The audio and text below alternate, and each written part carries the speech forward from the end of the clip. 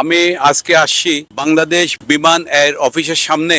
গত স্বাধীনতার পর থেকে এই পর্যন্ত বিমানে শুধু লস লস লস লস, শুধু লস লস করতে করতে বিমানকে ধ্বংস করে দিয়েছে। কি যে চুরি ডাকাতি, বাংলাদেশ বিমানটাকে তছনছ করে দিয়েছে। এই বিমানটাকে লাভজনক প্রতিষ্ঠান করার জন্য যে লোক আসছে, ওনার নাম হচ্ছে আব্দুল মুহিত চৌধুরী। বিমানের চেয়ারম্যান হিসাবে উনি অ্যাপয়েন্টমেন্ট পাইছে। উনি কিন্তু বড় কঠিন লোক, উনি কিন্তু ইঞ্জিনিয়ার না, কিন্তু উনি কিন্তু যমুনা ব্রিজ সাকসেসফুলি করে আসছে। কিন্তু যমুনা ব্রিজ সাকসেসফুল করার পর ওনাকে এনবিআর এর চেয়ারম্যান করা হলো এবং এনবিআর কে এমন একটা সিস্টেমে নিয়ে আসছিল যেটা কোনোদিন চিন্তা করতে পারে না। বাংলাদেশ বিমানের উনি এখন চেয়ারম্যান। আমরা ওনার থেকে আপনারা অনেক কিছু আশা করি, কিন্তু ওনাকে টাকা পয়সা দেওয়া ওনাকে কোনোভাবে কিনা যাবে না, কোনো তদবির চলবে না ওনার কাছে।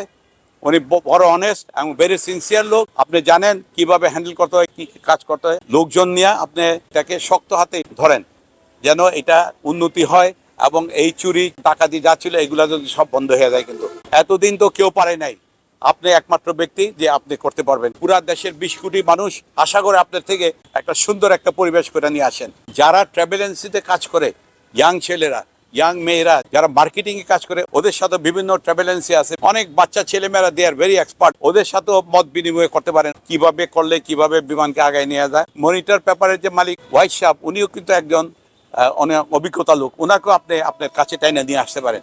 আপনার যাকে যাকে দরকার আপনি এদেরকে নিয়ে আসেন, আইনা আপনি এদের থেকে কথা শুনেন, ওদের থেকে বুদ্ধি নেন। আমাদের রাসূলুল্লাহ সাল্লাল্লাহু আলাইহি ওয়াসাল্লাম তো উনি বলে গেছেন, যদি অভিজ্ঞতা অর্জন করতে হয়, জ্ঞান অর্জন করতে হয়, তাহলে চীন দেশে যাও, চীনে যাও, ওখান থেকে অভিজ্ঞতা অর্জন করে নিয়ে আসেন। আপনি এখন বিমানটাকে একটা সুন্দর একটা সুস্থ পরিবেশে নিয়ে আসেন। কিন্তু এই যে বিদেশি এয়ারলাইন্স হাজার হাজার কোটি টাকা কামাই নিয়ে যেতেছে, কিন্তু আমরা কিছুই করতে পারতেছি না। বাংলাদেশ বিমানের এয়ারলাইন্সের টিকিটের দাম যদি আপনি কমাই দেন, অন্য অন্য বিদেশি এয়ারলাইন্স গুলা টিকিটের দাম কমাতে বাধ্য হবে। আপনি এই টিকিটের উপরে একটা প্রেসার দেন, একটা টিকিটটাকে একটা কম দামে নিয়ে আসেন। আমাদের দেশের ঘর ঠিক সব ঠিক। যদি ঢাকা দুবাই ঢাকা যদি আমরা 30,000 টাকা টিকিট দেই, বিদেশি এয়ারলাইন্স গুলা বাধ্য হবে টিকিটের দাম কমাতে। আপনি থাকা অবস্থা যদি এটাকে লাভজনক করে দিয়ে যেতে পারেন, তাহলে কিন্তু একটা বিশাল রেকর্ড সৃষ্টি হবে। এই যে বিমানের আগে যে এমডি ছিল, যারা চেয়ারম্যান ছিল, ওরা একেবারে বিমানটাকে ধ্বংস করে দিয়ে চলে গেছে। কিন্তু আমরা এটা আর দেখতে চাই না।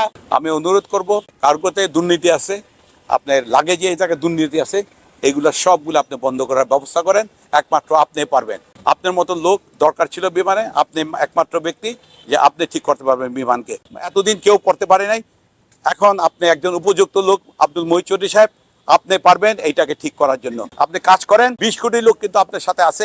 আপনি এটাকে লাভজনক করে আপনি দেখাই দেন, কারণ আমরা চাই এই 20 কোটি মানুষকে একটা ভালো জিনিস উপহার দেন। আমাদের মানুষ বিরক্ত ত্যক্ত হয়ে গেছে বাংলাদেশ বিমানের। যতগুলা চেয়ারম্যান আসছে, যতগুলা ডাইরেক্টর আসছে, যতগুলা বাইরের থেকে লোক আসছে, সব স্বার্থপর। আমি অনেক কথা বলছি, আমার কথাগুলা আপনারা লাইক দেন, আপনারা কমেন্টস করেন, আপনারা শেয়ার করেন। আপনাদেরকে অনেক ধন্যবাদ আপনারা আমার এই কথাগুলো শোনার জন্য। আসসালামু আলাইকুম, খুদা হাফেজ।